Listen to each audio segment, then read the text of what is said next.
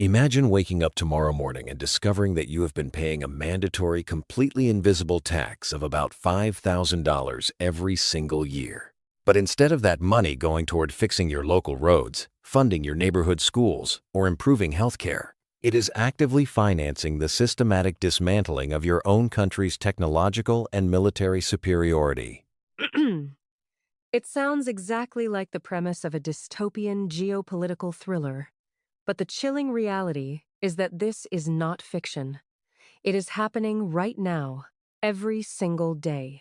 The sheer scale of the espionage apparatus currently being run by the People's Republic of China is so massive, so pervasive, that it literally shaves thousands of dollars off the average American family's wealth annually through stolen intellectual property and economic subversion.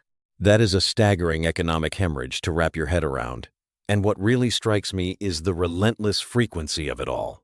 If you look at the data, a new federal investigation related to this specific threat opens roughly every 12 hours. That is 2 brand new cases a day, relentlessly, without pause. We clearly aren't talking about a few rogue operatives in trench coats exchanging briefcases in a foggy alleyway anymore. Not at all. If you are picturing a classic James Bond scenario, you are looking at the wrong era entirely. What we are dealing with today is a whole-of-nation blitz. The leadership in Beijing has essentially erased the traditional boundaries between military intelligence, corporate enterprise, academic research, and civilian life. Under their 2017 National Intelligence Law, every single Chinese citizen and every company is legally obligated to assist state intelligence operations if they are asked to do so. So, the entire concept of an independent private sector is completely compromised by design. It turns the very idea of globalized cooperation into a massive vulnerability. If any student, any visiting researcher, or any tech executive can be legally compelled to act as an intelligence asset, how do you even begin to filter the legitimate collaborators from the coerced spies? That is the philosophical nightmare of this entire situation. It weaponizes the fundamental trust that open societies rely on. Take the United Front Work Department, for example. For a long time, Western analysts brushed it off as just a soft power propaganda arm. Today, it operates as a massive global influence and recruitment engine. They are deliberately blurring the lines between cultural outreach and outright espionage. And their goal isn't just to steal a few blueprints for a quick financial win. They want to completely leapfrog the United States in every critical sector: artificial intelligence, quantum computing, biotechnology, hypersonics, while quietly prepping the battlefield for future conflicts. Let's talk about how that actually looks on the ground, because the human intelligence aspect, the traditional spying, is still very much alive, but it feels almost bizarrely cheap in its execution. I was looking at a recent case involving a Navy veteran who sold highly sensitive warship secrets to a handler. Do you know what the total payout was for compromising national security? $12,000. It is incredibly sobering, isn't it? You have individuals who are willing to compromise the safety of their own nation, to essentially sell out their own fleet for the price of a used sedan. We saw a clandestine network recently dismantled that was run by a lawful permanent resident and a tourist. They were executing dead-drop cash payments, photographing naval facilities, and aggressively targeting active-duty service members. And it is not just the military sector. You have researchers caught trying to smuggle dangerous biological toxins, like specific E. coli strains, right out of secure labs under the innocent guise of academic exchange. Mm. It really makes you question the psychological leverage being deployed here. Is it purely financial desperation, or is there a deeper ideological or coercive element at play? Because risking decades in a federal penitentiary for a few $1,000s defies all basic logic. It is usually a complex mix of money, ideological grooming, and sometimes outright coercion. But as terrifying as the human element is, the cyber domain is where the scale goes from alarming to truly existential. We are talking about state-sponsored groups operating at an industrial capacity. You have these advanced persistent threat groups, names like Volt Typhoon and Salt Typhoon, that are treating critical digital infrastructure like their own private playground. The Sol Typhoon breaches really highlight the sheer audacity of the operation. Gaining access to major telecom providers is devastating enough, but penetrating the very wiretap systems and surveillance data used by law enforcement? They were reportedly probing the FBI's own wiretap networks. It is a terrifying irony the spies actively spying on the spy catchers.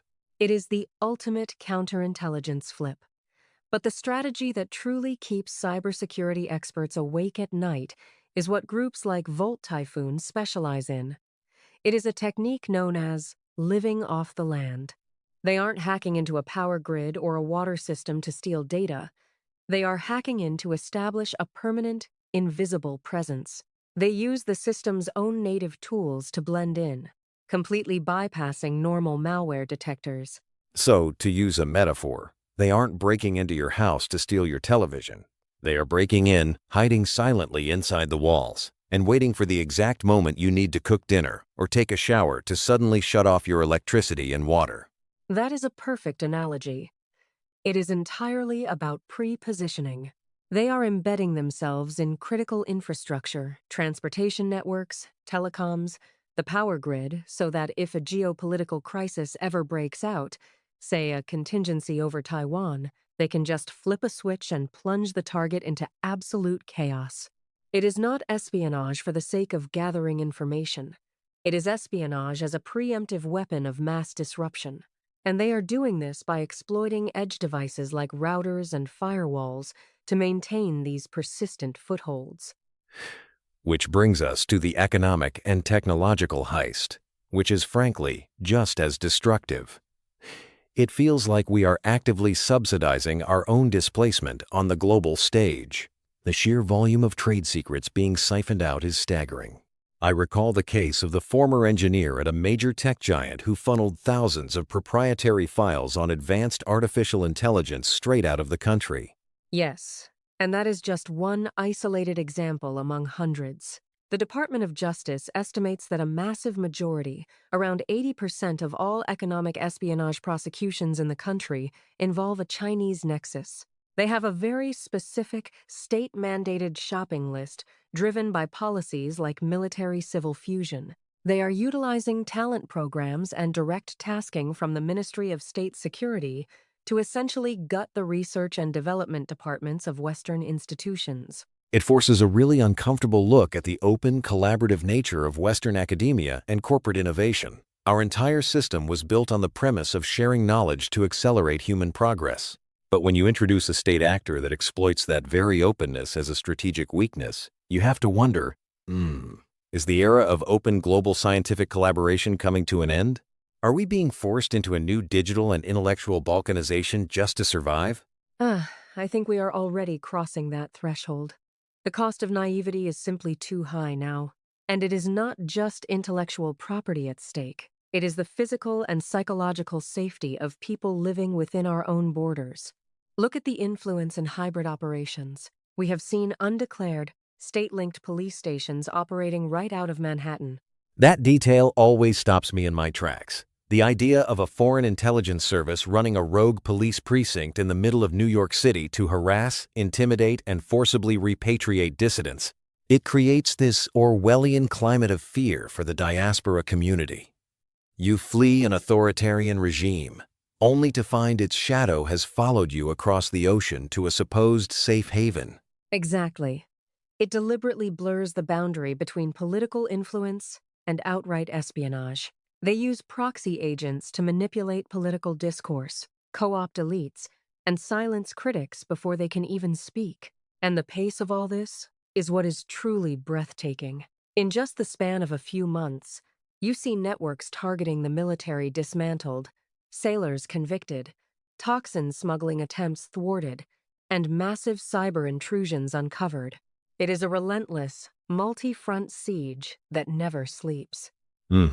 So the inevitable question is, how do you even begin to defend against a threat that is literally everywhere at once? We see indictments rising, export controls on advanced microchips tightening, and constant warnings from cybersecurity agencies. But when the threat model is whole of nation, every single smartphone app, every connected office router, and every joint research paper is a potential vector. That is the ultimate challenge of our time. The defense has to be as adaptive and multifaceted as the offense.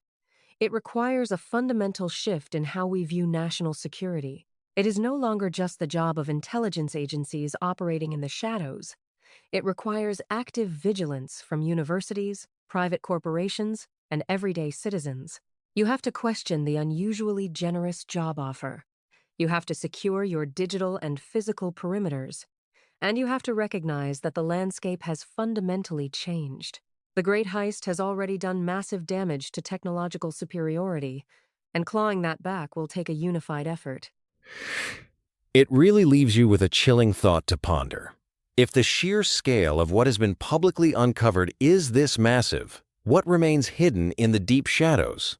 If the network is specifically designed to be invisible until the exact moment it strikes, the next compromised asset or embedded digital threat might be something we interact with every single day without a second thought.